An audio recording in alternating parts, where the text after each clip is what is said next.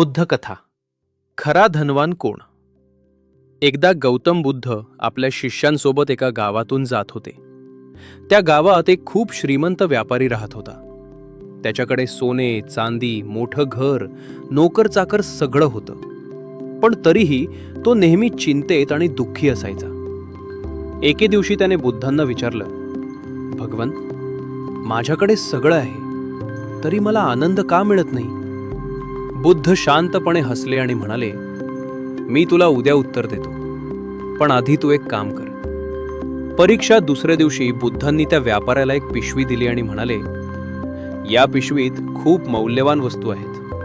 तू ती घेऊन गावभर फिर, पण एक अट आहे, ती पिशवी कुणालाही गमावू नकोस.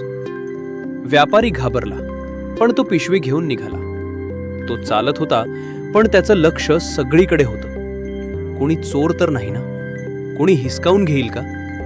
तो ना कोणाशी बोलला, ना काही खाल्लं, ना विश्रांती घेतली. पूर्ण दिवस तो फक्त त्या पिशवीची काळजी करत राहिला. सत्य. संध्याकाळी तो परत बुद्धांकडे आला.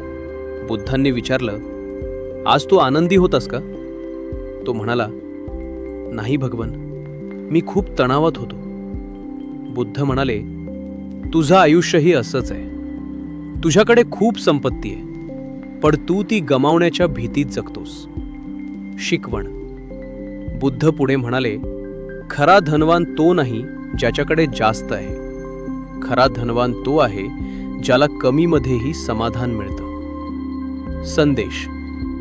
जास्त संपत्ती बराबर जास्त आनंद असं नसतं. समाधान हेच खरं सुख आहे. भीतीमुळे आनंद नष्ट होतो.